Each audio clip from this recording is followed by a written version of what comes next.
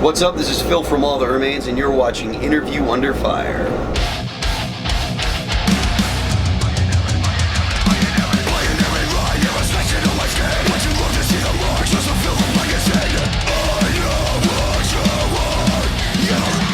Alright, so, Phil, welcome to Texas, my man. Cheers, thank you. When's the last time you guys were here?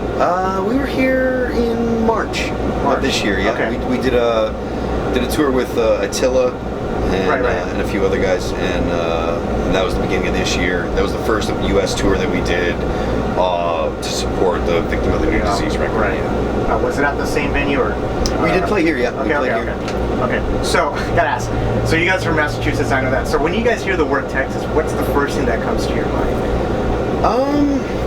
I don't know that there's one thing that comes to mind. You know, that Texas is a big state.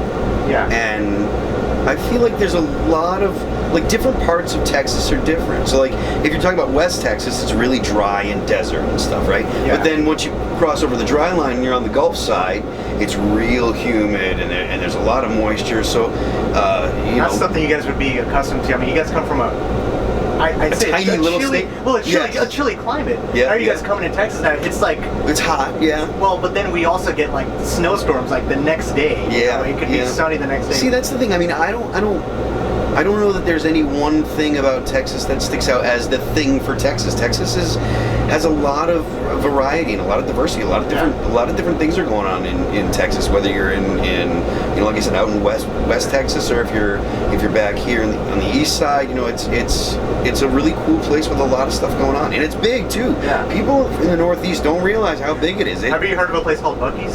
Buc-ee's? Yeah. No.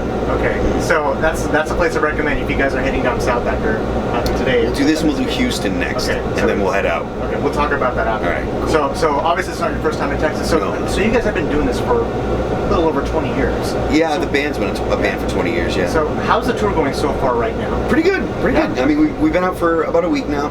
Yeah. It was a week yesterday. So, you know, we did New York, and then we did like South Carolina, Georgia, a couple shows in Alabama. Yeah. And then out here to Texas, and so you know, the shows have been great. You know, it's good to get on the road with the guys in Lacuna Coil. I mean, the last time we toured with them was 10 years ago. 10 years ago. Yeah, Mike actually said that in one of his other interviews. Like, it's been 10 years since Lacuna Coil. It was the Hard Drive Live, and now it's like coming like full circle. Yeah, so it's good to hang out with them. I just had breakfast with Christina and their tour manager yesterday morning, and so it was good to catch up. You know, we hadn't seen each other in a long time, so it's pretty amazing that you guys have been touring. You know, it's been 10 years, but now you guys are still pumping out records, and you guys have picked up right where you left off. I think it's pretty good to even have that chemistry with another band, considering you guys haven't known it for so long. Yeah, I mean, we're fortunate to be able to keep doing this. You know, especially considering, you know, the music industry, it hasn't gotten easier to be in a band that tours. You know, buses are way more expensive now than they were 10 years ago. Your overhead's more expensive. You know, probably didn't look like this. You know. Well, no, I mean, maybe it did. It was we've been touring in buses like this for a while, but you know, it's like the price of a bus, just the daily price of a bus and a driver has gone up. You know, and we don't want our ticket prices to go up much if we can help it. You know, we don't want kids to feel like they're getting ripped off. We don't want kids to feel like, I can't afford the show. We don't, you know, if we can keep our tickets, you know, under $30 when you include the fees and stuff, like that, we feel good about that. Sometimes we can't, you know, because there's Ticketmaster fees and all the fees and stuff that go onto it. You know, it's tough. So it's to be able to keep doing it and to be able to keep this as our only job and stuff for as long as we have. Like, we're really, really fortunate. We really appreciate the people that have supported us and bought our records and bought our T-shirts and keep coming out to shows and stuff. You know. So what's your favorite part about touring? Since you guys playing the show. Yeah. Without a question. For me, that's the thing. Like, there's some people that like being in the studio. There are some people that like, being in the rehearsal studio writing. Some people like recording and hearing the stuff that your ideas come together. For me, it's being on stage and playing and connecting with the audience. You know, like, I'm the guy that writes all the lyrics. So how does that process work? Do you guys actually, when you write, does it start off with you, and then you're like, okay, here, like, do you ever pass it over to Jason, or do they ever look at it? Music will be written. Usually the music is written, so I know what key we're in and what the chord progression is and what notes I have to work with. Then I'll come up with a melody for choruses and stuff. Or if we're doing, a song like Fuck Love, like a heavy song, then I can just go ahead and I just go ahead and do whatever I want, because I'm not worried about melodic. I'm only worried really about rhythm. I'm worried about the cadence and how the vocals sound falling in the song. But for the most part, usually there's music done first, and then I'll go ahead and write something that fits with the song. So. Okay. And then the lyrics are all like, for me, it's all stuff that either I've experienced or that I've thought about or whatever. It's all something that relates, that I can relate to. You're talking about a discography of 9 albums. Yeah. Is there anything different that you try to incorporate with the new record as opposed to the previous one? Well, Madness was done differently than this one. Because it's hard to, if I may, it's hard, like when you're trying to, you don't want to keep the same sound. You want to keep the listeners engaged. But like you were saying, Madness was done when we did Madness. I was in LA for a few months, and me and a couple other guys, a couple other producers got together to kind of craft the songs, and we did the vocals first. With Victim, we kind of went back to like something that we had done historically, which is get the music kind of laid down, get the ideas, and then I just did the vocals and stuff myself. So it was a different formula, I guess, or a different method on this record than it was in the last record. Okay. But it's something that I'd done for most of, all of our records in the past. Like all of our records up until Madness had been, almost all just me in a room sitting there, with the demo kind of the song and just working out what I want to say and how I want to say it. Do you have a favorite song that you like to perform live? You've written a lot of songs. With me, I've been through all of them, and it's powerful. Your message that you convey. Do you have a favorite song you like to play live? Is there a favorite? To be honest with you, for me, it's the songs that get the best reaction from the crowd. Because, like I said, for me, it's like I'm up there, and I like when people enjoy the show, and that's why I'm up there, is because to see the reaction from people, to see people singing along. So, like a song like 2 Weeks or What If I Was Nothing, we usually close the set with those songs, because those are the songs that get the biggest reaction, or the most dramatic reaction.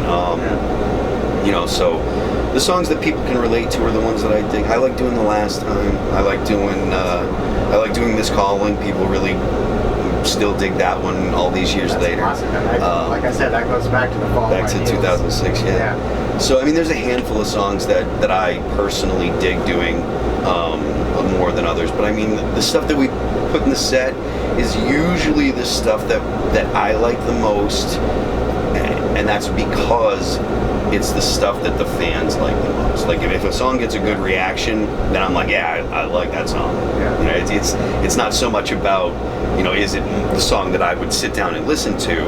It's the people dig it. If people dig it, then I'm like, yeah, cool. Bro, you got 20 years, so I definitely take your word for that. We do have.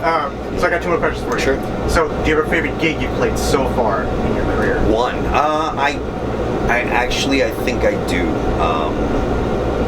It was in I think it was Rock USA in Oshkosh, Wisconsin, last year. Yeah, it was last year. It was just a couple months before Ollie passed away, and we didn't think we were gonna play because there was thunderstorms going like mad all day long, and we were just like, look, if you guys got to cancel it, we get it. We flew. We weren't sure that we were gonna even make it out because it was end of July, so it's tons of thunderstorms going on, all over the Northeast. This is a festival, right? Not like yeah. Okay. And we were headlining the second stage, so we were going to get done, and then the main stage would start with like Manson and Rob Zombie and stuff. And we were like, all right, thunderstorms, we're not going to be able to play.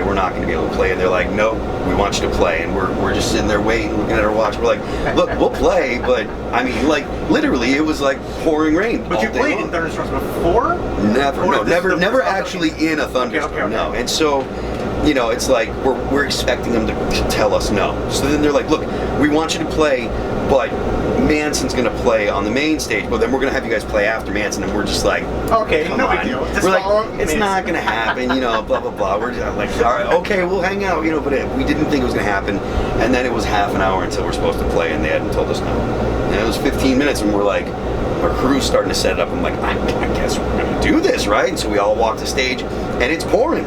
I mean, it is pouring. It's thunderstorms and pouring, and like.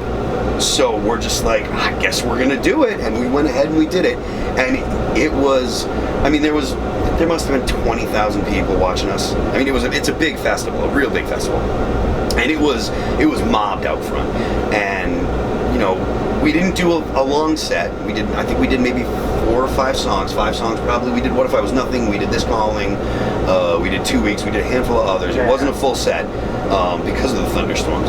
And we're playing 2 weeks, and like just lightning is flashing across the sky. And every song we're thinking, you know, we're like, they're gonna stop us. And we look over at the guy, and he's like, and we're like, because normally if there's lightning and thunder, they're like, knock it off, because, you know, stop, because someone will get hurt or whatever. And the crowd was just going berserk. It's an open field, yeah. And the crowd's going berserk, and we just, like I said, we keep expecting them to tell us to stop, and we're just like, and they're like, and we're like, oh, okay, all right, here's another one, here's another one, here's another one. And it was brilliant. It was magic. It was electric, and it is without a question. It really is my favorite show we've ever played. And it was short. It was only 25 minutes. But if, you know, anyone wants to check it out, you can go check out my Instagram page. There's a couple videos from it. It was about a year ago, so you have to scroll back. But yeah, I mean, I have a buddy of mine, David Jackson, who's a photographer who does great work. He got a brilliant shot, and it's the whole crowd. This is on your Instagram? This picture's on my Instagram. Okay. So it's from behind the drum kit, looking out. You can't really see the drums, but you can just see the whole crowd, and you can see the lighting rig up top, and you can see the kind of lights coming down, and you can see all the rain in the picture. And I'm kind of this big down here, right? And you can just see this sea of people. And it's a black and white shot. It's beautiful. And I told him, I was like, I love the picture. And he sent me he blew the picture up for me and sent it to me, and I went and I got it framed. And it's great. I love it. And but that's definitely my favorite show ever. Yeah. Remember what we were talking about, how the metalcore scene was alive? Yeah. Look, see, that's what I mean. Look at that. Well, the crowd, they were there. They gave were us there some for love. The whole gig. I think that's a perfect example of, you know, the metal scene going forward. Yeah. And I think with you guys, you know, along with, you know, Lacuna Coil, like, yes, it's I think you guys are doing great. That's a perfect example. It's exciting. Yeah. So last question. Yeah. So I know this is a tender subject. I know with Colby's passing, rest in peace, you guys picked up Jason Bridges. Anything different, anything new he brings to the table that you loved about him? You know, he's with Chelsea Grant, all show. Well, I mean, he's a great guitar player. There's no question. Obviously. You know, the thing about Jason is, and I've said this a few times in press, Ollie was a big fan of Jason's. Of course. We'd done some touring when Jason was in Born of Osiris, and we'd done some touring. We'd done some shows when he was in Chelsea Green and stuff, and Ollie used to go and watch him, and he was just, man, that kid's the best, blah blah blah. Just couldn't say enough good things about him. And so I'm sure that, you know, if there is an afterlife, and Ollie can see that Jason's the guy that's, you know, standing in his spot, Ollie would be like, yeah, that's the guy, you know. And so that matters. That's important to us, and that's a big deal. We don't want Jason. We didn't want to get someone that was going to try to be Ollie. Right. Ollie was Ollie. I think just the way he wrote his riffs. The way he wrote his riffs, his personality. We didn't want someone that had his look either. You know, it's like we wouldn't have turned someone down that had long hair and a beard, but we weren't like, you got to have a beard and long hair. You know, we weren't looking to check. Yeah, you know, we weren't looking to do that. You know, we didn't want. The last thing we wanted was people to feel like we were trying to get a guy to be Ollie. You know, Ollie was Ollie, and no one will ever be Ollie again. And we don't want to insult his memory by doing anything like that. And so the fact that Jason, you know, is his own player, has his own career, had his own career before us, has his own career outside of All That Remains. You know, he's still doing his solo stuff. He'll probably release a solo record next year. But he is able to step in and do what Ollie did.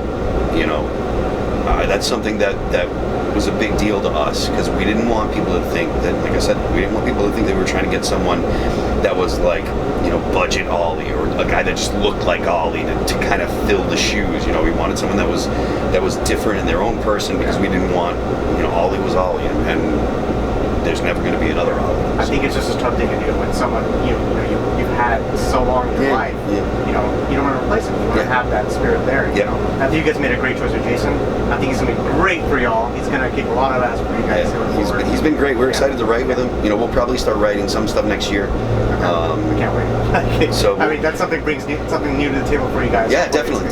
You know, I'm excited to see, because Ollie did write so much of our music. You know, like the riffs and stuff. Ollie wrote, I mean, at least half the songs that we had, Ollie wrote, you know, the music for. So it'll be exciting to see what Jason brings. Can't wait, man. Phil, cheers. Thank you so much, my man. You, man. I hope you guys go kill it tonight. Have a good rest of the tour, and hopefully we'll see each other next time. Yeah, definitely.